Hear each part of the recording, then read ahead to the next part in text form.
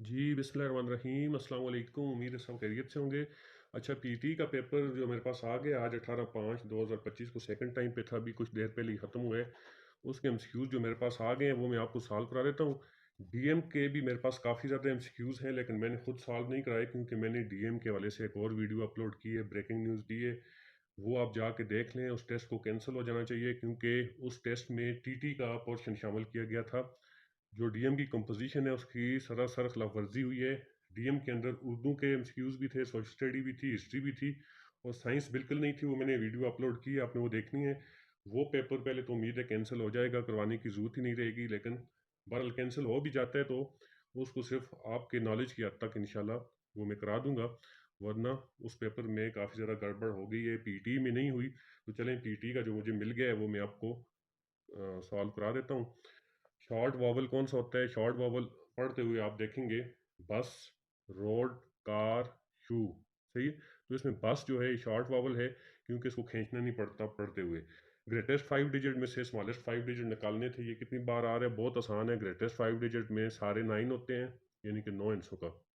और स्मॉलेस्ट में यानी कि स्मॉलेस्ट 4 डिजिट तो 1000 होते हैं वो। सही है? तो 99,999 में से 1000 निकालना था। सही है? अच्छा, तो ये बन गया 98,999, 1000 सिर्फ निकालना था। अच्छा, फॉलो ऑन टेस्ट में ये पीटी का सवाल है, इसमें गेम्स होती हैं। तो टेस्ट मैच में उसने पूछा हुआ था कि फॉलो ऑन कितने पे होते हैं। तो फॉलो ऑन का जो रूल है वो 200 का फ़र्क हो, यानी एक टीम अगर 250 भी बनाती है, दूसरी 50 से पहले आउट हो जाती है तो फॉलो ऑन होगी। एक टीम 1000 रन भी बना लेती है तो दूसरी 800 पे भी आउट हो तो फॉलो ऑन है। 200 का फ़र्क होता है, परसेंटेज नहीं होती। सही है? फ़र्क के हिसाब से होते हैं। अच्छा, सिस्मोइड बोन्स कहाँ पे पाई जाती हैं? ये सबसे छोटी हड्डियाँ होती हैं और ये टखने वगैरह में। ये देखें, बोन्स की टाइप्स हैं। ये मेरे एमसीक्यूज़ में, पीटी के एमसीक्यूज़ में जिन्होंने मुझसे लिए हैं उन्हें पता होगा कि ये इतना इंपॉर्टेंट है। इसको मैंने सारा जो है वो अपने उसमें कवर किया था। यहाँ यहाँ से सारे एमसीक्यूज़ आए हुए हैं। देखें, सिस्मोइड इस बोन्स कहाँ पे होती हैं, कितनी होती हैं, कैसे होती हैं, ये सारा कुछ, उनकी शेप क्या होती है, सारा मैंने कवर किया हुआ था।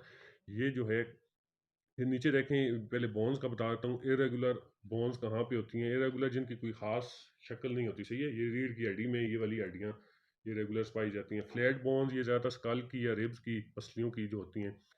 अच्छा, shape of flat bones. Flat bones की शेप क्या होती है? ये तो बहुत आसान था। फ्लैट बोन से दो एमसीक्यूज है। देखिए, फ्लैट बोन्स की शेप फ्लैट होती है, ज़ाहिर बात है, इसलिए उसको फ्लैट बोन्स भी कहते हैं। उर्दू में कहते हैं चिपटी हड्डियाँ। सही है? तो बहरहाल ये बोन से बहुत ज़्यादा सवाल आए हैं, मैंने सारा कवर किया हुआ था। तो उम्मीद है जिन्होंने मुझसे नोट्स लिए थे उन्हें काफ़ी फ़ायदा हुआ होगा। अच्छा, फिर प्रोटीन, मिल्क में कौन सी प्रोटीन होती है? तो ये कैसीन नाम की प्रोटीन होती है मिल्क के अंदर। सही है? वैसे विटामिन पूछता है तो वो डी होता है, मिल्क के जितने प्रोडक्ट्स होते हैं उनमें।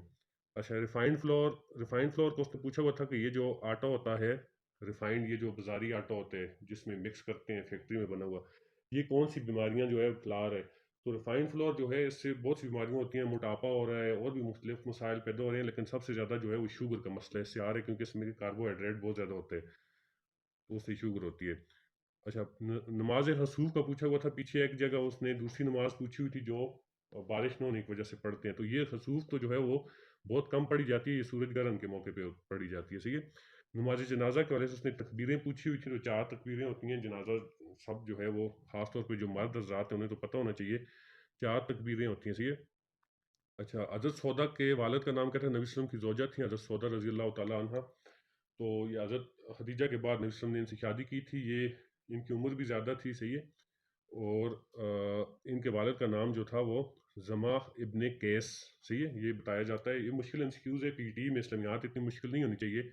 बहरहाल कुछ समझ नहीं आ रही ये किस तरतीब से दे रहे हैं चीज़ें।